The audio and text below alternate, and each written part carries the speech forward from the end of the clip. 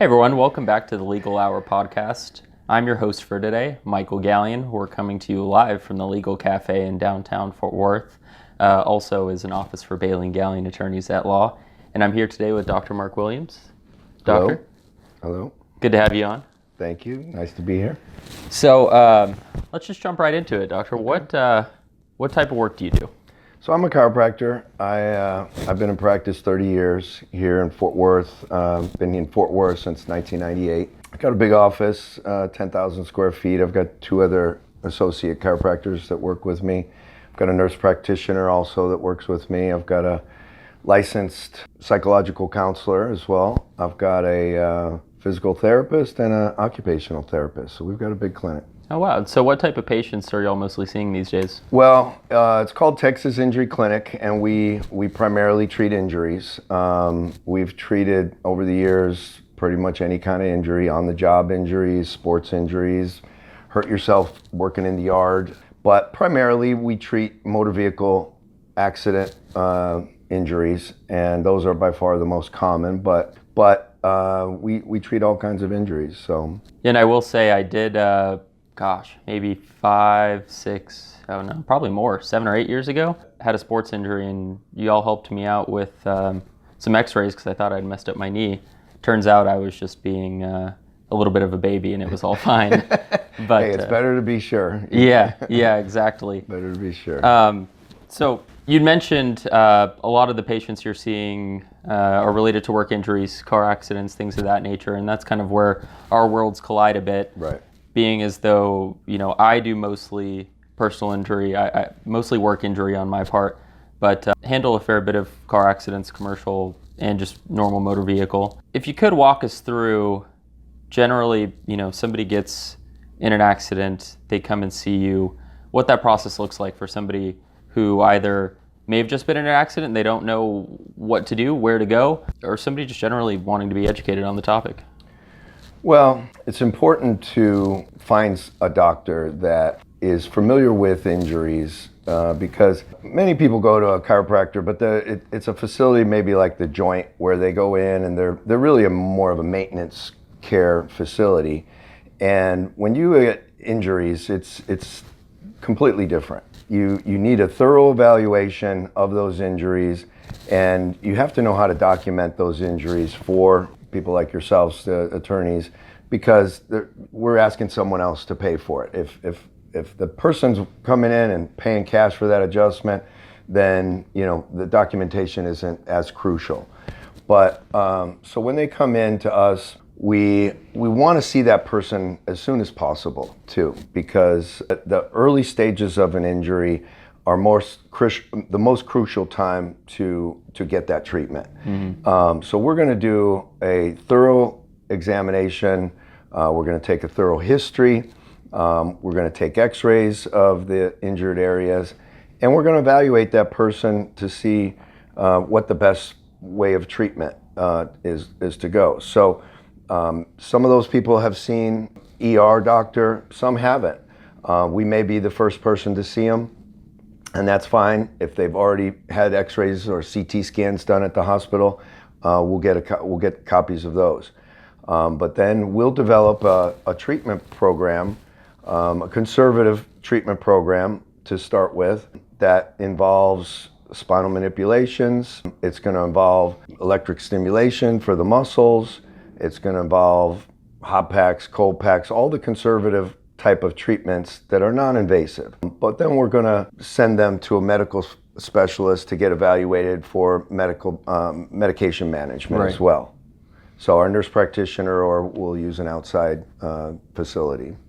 That makes sense. So, for example, specifically when related to a motor vehicle accident or a truck accident, anything like that, what are some of the most common types of injuries you see that for patients that are coming in the door? So whiplash by far is the most common with motor vehicle collisions, but those can happen in sports injuries as well. Sure. It can happen in a fall. So whiplash is really an acceleration-deceleration injury. That's the technical terminology. And so when we're traveling in a vehicle, we're going the same speed as the vehicle. Whatever that speed is, it might be high level of speed, it might be low, but there's a violent, sudden deceleration, and that impact throws our body forward and backward.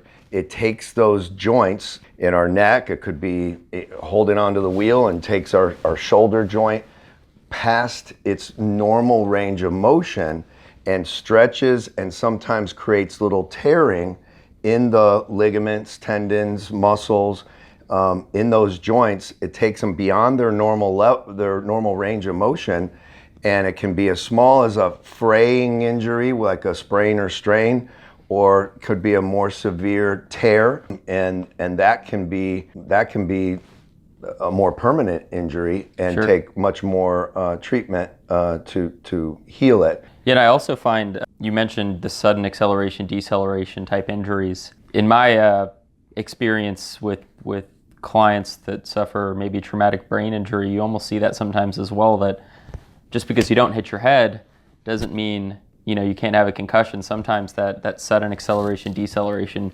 causes that brain to rattle around inside the skull. Yeah, so the brain is soft and it's encased in the hard skull. So we all know if we sprain our ankle, we take that ankle beyond its normal range of motion, it blows up. We see that swelling, we see the black and blue. But with our skull, the brain hits that skull, creates inflammation, but the inflammation has nowhere to go except press inwardly. Mm-hmm. So that causes headache, and it can cause a whole series of symptoms. Nausea, vomiting, ears ringing, blurred vision, loss of memory, difficult time concentrating, difficult time staying focused, problems with sleep. It's a whole myriad of problems, and it's really much more common than most people think. And we've become more educated over the years. I've been doing this 30 years, and initially in my practice, or way back 30 years ago, it was much more misdiagnosed or undiagnosed. Right. We've gotten much better at it, and so we refer patients to a neurologist for evaluation and treatment. So that has gotten a lot better over the 30 years. I was going to mention that it seems as though just the science related to concussion type injuries has changed a lot, and a lot of it having to do with professional sports like the NFL. Yes. There was recently that concussion movie. Yes. And other things that people don't realize. So many people play sports in high school, whatever it may be, football. And it used to almost be, jokingly that, I got a concussion or I blacked out for a minute, and it wasn't necessarily taken as seriously. But yes, that has helped our profession as well. Just the awareness and the education and the research that they've done related to football and the movies, it's just created much better awareness and much better understanding and much better treatment too.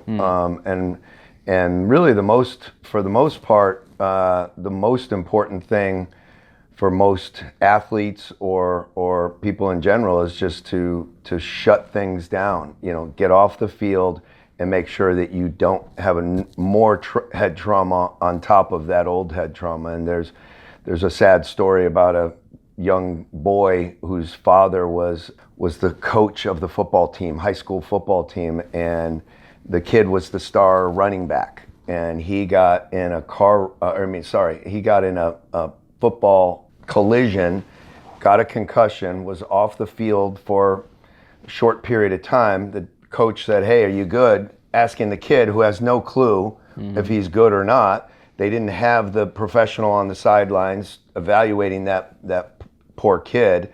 The kid wanted to get back in the game. He goes back in the game, goes up for a ball, lands on his head, and that poor kid was now unable to feed himself or do anything. So those kind of severe things, severe injuries, have woken us all up and make sure that we're much more careful about things now. Right, and I guess that kind of leads to this next question about not necessarily only concussions, but whiplash injuries and other maybe even just soft tissue injuries don't always aren't always noticeable right away, right? It's true. So when we are in a car accident, we have a natural process. It's the fight or flight. They call it the stress response, fight or flight response, and natural endorphins and natural adrenaline is released to help us through that situation. It's been around since the beginning of time, and it helps us survive a stressful situation that could be a life or death situation. And so we often don't know if we're hurt or not. We can't feel the pain, and that's our main warning sign to know if there's a problem. And so when we have those natural painkillers and adrenaline flowing, we're at a just been in a car wreck, overload of information to our brain, and we're trying to figure out our car and who's hurt and is the car going to blow up and what do I need to do, and most people don't. You're overwhelmed. But so you're not really thinking about, well, do I have a sprained neck or do I have a concussion? You're just trying to get through this stressful situation. So a lot of people don't know if I should go to a hospital or should I go to see my doctor until a day or two later. Then everything wears off, and then they start to feel it, and then they start to try to figure out, where do I go and what do I do? And unfortunately, the place that most people go to first is their family doctor. Unfortunately, family doctors are not musculoskeletal experts. They're experts in systemic diseases and sniffles and sneezes and flu and COVID and all those things, and they're great at that. But when it comes to musculoskeletal injuries, that's not their expertise. So unfortunately, sometimes they give them bad information and say, oh, it's just going to heal itself in 4 to 6 weeks. That's bad information. We need treatment. The other side is they may say, well, sorry, we don't treat that kind of thing. I'm sorry, you're going to have to find someone else. Right. So then the patient doesn't know what to do at that point. They don't know, should I just leave it, or they start searching, and sometimes it takes them weeks, or longer to find someone to treat them. Right, and I guess that becomes an issue to a certain extent, and I can talk about from my side of things after, but from a recovery standpoint, a few weeks passing by without getting any sort of treatment at all can be problematic for somebody trying to recover from those sorts of injuries, right? It is. That initial time frame is the best time to get treatment. We want to treat that patient initially as soon as possible. That's when we can turn the things around. We can get the healing processes started the right way, administer the treatment that is going to help this rapidly heal, and avoid prolonged, drawn-out treatment.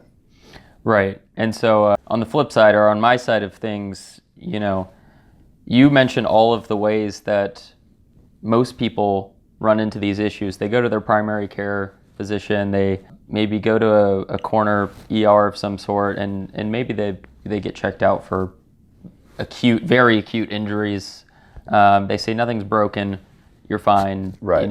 And then eventually you try and make some sort of claim from the insurance company because you have a lot of medical that comes down the line once you actually start feeling, hey, I'm not able to sleep at night. Hey, my back is really killing me. And unfortunately, the insurance company says, why'd you wait 2, 3, 4, 5 weeks? You must have not been that hurt.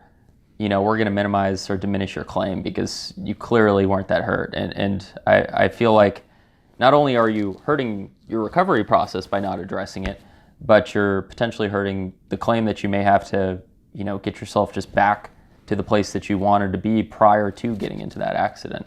Well, many people have never been in a car accident before, and they don't know what the process is. They don't know how an insurance company thinks about things. They're hurting, but everyone hopes they're not injured. Mm-hmm. Everyone hopes that it's going to get better on its own. Exactly. Nobody has the time, well, most people don't have the time to go seek out doctor visits and which one is the right one to go to, and they just don't know where to go, and it's confusing, it's frustrating, and they're worried about their car, and they hope it goes away, and they really are hurting their recovery process when during that time period that's taking them weeks or longer to find someone to go to. Yeah, and you mentioned, I mean, not only you're worried about getting your car fixed, you're worried about getting the medical and how much all these things are going to cost. And so I will shamelessly plug our law firm, Bailey & Galyen. If you're in that scenario, you know, we're here, we're ready to help you out, and we'll, if you don't know which doctors to go to, then we'll definitely connect you with great doctors like Dr. Williams and his facility. But anyway, moving on. What should a patient expect? We kind of touched on it from a high level at the beginning of this, but they're in some sort of accident, whether it be a slip and fall, a work accident, a car accident, and they come to your facility. What should they have in mind coming in, what they're going to get? Well, so again, we're going to do a thorough history of how the accident happened. We're going to do a thorough examination of each of the body parts. And sometimes people are hurting so much in one area or two areas that they tend to forget or not even realize that other areas are actually injured. So we know that, and so we're going to check everywhere, at least the most, especially when we look at the mechanism of injury. We're going to look at those areas: the knees, the shoulders, the wrists, elbows. We're going to go through the neck and the back and make sure that any of those areas are not injured, even if they are not aware of it. So, and then we're going to take those areas that we're most concerned about. We're going to shoot x-rays. If they don't have any x-rays, we're going to shoot x-rays, and we're going to develop a conservative treatment program, and then we'll refer them over to the nurse practitioner or an MD for medication management. And I think you mentioned conservative care. First, what is it? And second, why is it important to start with conservative care with these patients? Well, we don't want to, there's over the years they've developed, it's step A, step B, C, D. We don't want to jump from A to E. We want to take the least expensive and least invasive treatment first and see if that helps and see how that goes. And those are physical therapy modalities that have been around forever. We do have some more cutting edge, newer type of therapies. One is photobiomodulation. It's also called laser. A lot of people aren't familiar with it, but it is a newer therapy, and it's actually light therapy. It's photon light that is absorbed through the body, through the skin, and it goes into the cellular level, into the mitochondria, and stimulates mitochondria to produce more ATP, which is the energy packet of our cells, to produce more ATP, and that produces faster healing time. So we expect about a 50% reduction in healing time of areas that are injured, but not. You can't have it can't fix a full tear in a shoulder, but right. But smaller tears or smaller sprains and strains, it heals those much faster. And you mentioned A to D. So somebody walking in, you're not going to immediately say, all right, we're going to send you into surgery, right? Right. No. You want to make sure that no. If we can do it through physical therapy or something like that. Right. We always want to start with that first, and hopefully avoid surgery. Most people want to avoid surgery. Right. Exactly. And we save the big guns for later. Injections and all that. So typically after 3 to 4 weeks of treatment, and we're checking with the patient. We're doing spinal manipulations, and we're checking to see the progress, and the areas that may not be progressing well, we'll focus on those a little more. But after 3 or 4 weeks, we do a full reevaluation, and the areas that are not progressing well and that are still giving the patient the most difficulty, and we still have positive findings on exams, those are the areas that we want to get the MRIs. Right. Hopefully, some people don't need them.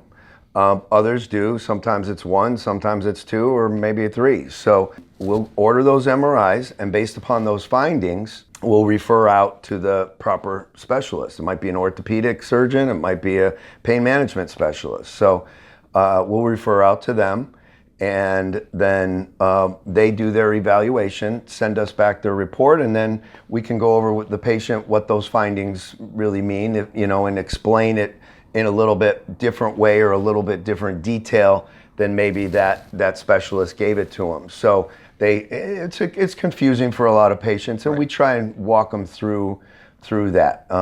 We try and help them, understand what they're recommending.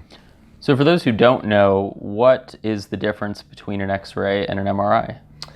So really with X-rays, we're looking for fractures, obviously, so we can see bone, and we can see the space between the bones. So in our spine, we have vertebrae, and then we have discs in between, and so we can see alignment of the vertebrae, and we can see the spacing of the disc if it's shrunk, but we can't tell really much about the disc, the soft tissue, or in a meniscus in the knee, the cartilage, or the ligaments. We can't see those soft tissue structures, the ligaments, tendons, the cartilage. But in an MRI, those soft tissue structures are really what we're looking for. And that those more severe injuries are best imaged in an MRI. Right. So I guess, if your bone is fractured, it's pretty easily seen on the X-ray, but when we're talking about, like you mentioned, a meniscus or potentially a disc herniation of some sort or something like that, the MRI kind of gets you more to a closer level. Correct. Okay. Yes, that's what we need that for. And then based upon those findings, we send out to the specialist, and we do have treatment for an injured disc as well. I was saying some more cutting edge type therapies.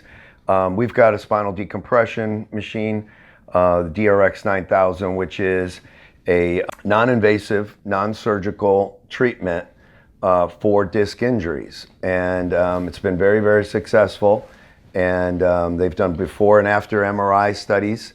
And we've had phenomenal success, and the pre and post MRIs show it. But if we give the option to the patient to see the pain management, they're going to offer injections. An orthopedic surgeon can offer a surgery, and we can offer spinal decompression therapy. So it's really up to the patient to decide which is the best treatment for them. Right. And you talked about earlier, this original course of treatment being the 3 to 4 weeks. Talk about how the consistency of the treatment is, if at all, crucial in that recovery. So consistency of treatment is important, because I liken it to a diet or an exercise program. Everybody knows the more consistent you are with your diet or your exercise program, the better results you're going to get. It's the same thing with our bodies treating it after an injury. We need consistent care 3 days a week normally to get the best results, the most rapid recovery, and the best repair, tissue regeneration with those injuries. And I will say, from my side of things as well, when it comes time to make a claim, if there was a negligent party that caused your accident, that consistency in treatment will seriously help those claims, because otherwise you may have some defense attorney or some insurance adjuster or somebody out there saying, well, you missed 20% of your treatments that the doctor actually originally prescribed, and so you must not have been hurting that bad. But in your experience, are you seeing people missing appointments because they're not actually hurt, or does life sometimes gets in the way? No, life gets in the way. I mean, there's never a great time to have to go see the doctor for an hour 3 days a week, right, or go get MRIs on top of that, or go see the pain management or the orthopedic. Everybody's busy. Life is hectic. We've got kids and work and everything else. So yeah, it's never convenient, and so it is difficult for some people to make all their appointments, and but the people that do get better results. But no, it's mostly, it's not because they're hurting, and they come back in and tell me, yeah, in fact, it's gotten worse since I missed last week. Now I actually feel worse, and that just strengthens my argument of why they need to get in. But no, it's generally because their life just gets in the way, or they get sick, or who knows. Right, and you mentioned better results, but not only better results from a treatment perspective, but better results from On your end? on eventually the claim you're going to make. So I would say it's important. But so a lot of people, after they're involved in an incident, not only have issues with dealing with everything else they're dealing with in life, but they can't get to the doctor because their car is still totaled. The insurance company hasn't dealt with it. Are there certain things that y'all try and do to make patients' lives easier? Well, yeah, if their car is been totaled, or they haven't had time to get their car repaired yet, or they only have one vehicle in their family, or some people really can't drive because they've injured their ankle and they have a boot on, or they've injured their shoulder and they're in a sling and it's not safe for them to drive. We pick those patients up. We have a van and a driver, and if that somehow isn't working, we can always send an Uber for them too. So we try to help people out as best we can. Yeah, and because like we've discussed, the consistency in treatment can be so helpful for somebody's recovery. Oh yeah, it's so important. You want to minimize I wouldn't say excuses, but reasons as to why people can't make it, because it's crucial. And we're open till 6 p.m., so we try to stay open later. Most people are off by 4 or 5 o'clock. Oh yeah. And so we stay open till 6 p.m. So we're there after, a little bit later than many businesses. Right. I mean, I'd say probably most doctors' offices, they try and sneak out before 5 most days. So you have no excuses. If you need to get treatment, reach out to Dr. Williams and his facility. They'll get you fixed up. But so, doctor, I guess the last thing I would say is we've touched on a lot today. But are there any general pieces of advice or tidbits or things we may not have talked about that, if somebody's been in an accident, whether it be work, car, truck, slip and fall, any of these things that you want to leave people with before we call it for today? Well, I just think that pain is our body's natural warning sign. It doesn't tell us what's wrong, but it tells us something is wrong. Find a doctor that is skilled and experienced in treating injuries and evaluating injuries, and that has the network of good referral doctors and facilities that they can refer you to get the right evaluations and the right treatment that you need, and get evaluated as soon as possible. Don't wait to see if it's going to go away on its own. You're always better off to be safe than sorry, and that first week is crucial. Get in as soon as possible. See a doctor, or find an attorney like yourself that knows good doctors. So we may not be convenient, but your facility, your law firm is going to know of a good doctor in their location. So that's crucial. Doctor, a lot of times us attorneys, whether it be from an insurance adjuster or maybe even in the courtroom, when defense attorneys are trying to argue that your patient or our client isn't really all that hurt, they'll say, well, it was just some soft tissue injuries that they sustained. What's your response to that? Frankly, I think it's a ridiculous argument, because everything in the body other than a bone injury is a soft tissue injury. And frankly, a broken bone will heal up perfectly. You will never know you had a broken bone. I've fractured both bones in this leg skiing. I never know that it was ever broken. It never nags me. But if you think about, where do people have nagging injuries? So it's the nagging back, the nagging neck, the nagging shoulder, the nagging knee. It could be an old football injury, an old military injury, an old car wreck. Those injuries nag people for years, 5, 10, 20, maybe the rest of their life. Those are the areas that become chronic pain areas. Why is that? Well, if you think about it, skin, muscle, and bone all have really good blood supply to them. So skin, if you get a bad cut on your skin, a couple weeks down the road, 2, 3, 4 weeks down the road, that bad cut is healed up and that never nags you again. Muscle, same thing. You pull a muscle and 2, 3 weeks, maybe a month or two, that muscle is, unless it's a bad tear, Right. that muscle, pulled muscle, will heal up and it doesn't nag you again. Same thing with a bone injury. Like we said, you break a bone, it'll heal up, doesn't nag you. The nagging injuries are in joints, back, neck, shoulder, knee.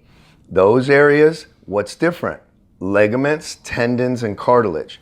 Those do not have good blood supply to them, and they do not heal well on their own. We need to force blood flow, which are the building blocks, the nutrients that repair. We have to force blood flow in there, or photobiomodulation, the laser, to speed recovery and help tissue repair. One of the things that the pain management guys are doing now is PRP, platelet-rich plasma. Right. They're injecting that, and that helps. It's similar to stem cells, and that's helping regrow tissue. So those areas are the ones that will cause people chronic pain for years, and then can be what they call permanent injuries. And so those are the areas that are much more severe than a broken bone. I'd much rather have a broken bone than to have a severe disc injury that's pressing on a nerve. And now I'm looking at either spinal decompression or steroid injections or surgery. Yeah, that's a very fair point. Along those same lines of misconceptions, what are the common misconceptions you hear about when it comes to chiropractic care? Well, that all we're doing is a spinal manipulation. Right. So we do spinal manipulations, but that's one of the tools in our toolbox. So people are familiar with facilities like the Joint, where you don't need an appointment, you can show up anytime, get an adjustment, and you're in and out in 10 minutes. And that's great, and that serves a purpose. But what we do, we manage this person's case and their injury. We're kind of like the quarterback with these cases, where we help the patient understand their injuries, we send them to the referrals, we help them understand what the referrals want to do and what they're recommending, and we have many more treatments. We utilize physical therapy, occupational therapy, psychological counseling, and we utilize all the different photobiomodulation and spinal decompressions. So just chiropractic is technically someone saying, well, you're just giving someone a spinal manipulation, which has a value and it's good, but it's only one tool in the toolbox. Right. So the level of care and the difference of care that y'all are providing is obviously not just the spinal decompression, it's all those things that you discussed. Right. Now, doctor, is there anything that we haven't yet touched on today that you'd say is important? Because as you mentioned, so many people haven't necessarily suffered one of these soft tissue injuries, whether it be a car wreck, whether it be a sport injury, whether they're just gardening in the yard and all of a sudden they tear something. What should they know once that happens? And hopefully it doesn't happen to them, but what's the next step? Well, if they get in an injury, a car wreck or work injury, most times they're not going to know how to navigate this. And yeah, I can help them through it, but they need a good legal representation. And Bailey and Galyen has been a great addition to our team, so to speak, because you help them not have to worry about their car or their legal side of things. You can help them on that side to deal with the insurance companies, which can be very difficult for someone to try and navigate through adjusters and all of that on their own. So they do need to find a good attorney.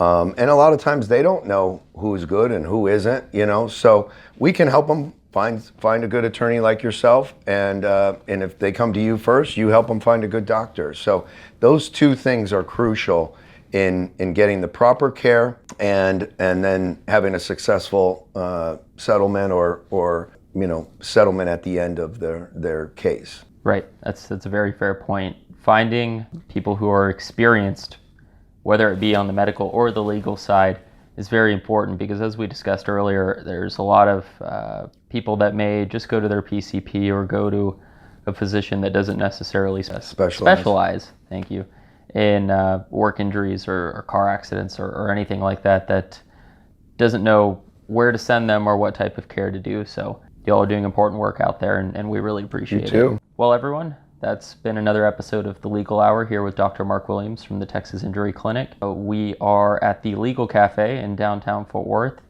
If you or a loved one have been in any sort of car accident, workplace injury, premise accident, a slip and fall, please either give Bailey and Galyen a call, give Dr. Mark Williams a call. We'll make sure that you get fixed up and get the best care that you can. Doctor, thanks for your time. Oh, thank you.